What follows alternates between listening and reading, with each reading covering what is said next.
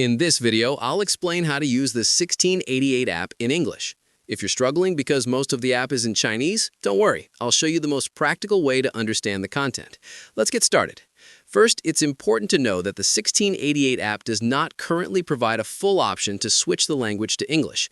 Only some basic sections, such as orders, messages, and a few headings appear in English, while most product listings, descriptions, and seller details remain in Chinese.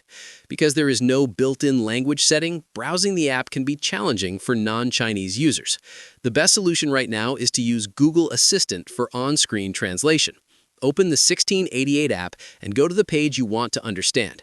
Then activate Google Assistant on your phone and choose the option to translate what's on your screen. Google Assistant will scan the page and automatically translate the Chinese text into English. You can use this method for product pages, pricing details, seller information, and even checkout screens. Simply repeat the process whenever you need a translation. So that's the easiest and most effective way to read English content on the 1688 app for now. While it's not a permanent language change, it's the most practical workaround available. I hope this video helped make your experience with 1688 easier. If you found it useful, don't forget to like the video, share it with others, and subscribe for more helpful tutorials. Thanks for watching, and I'll see you in the next one.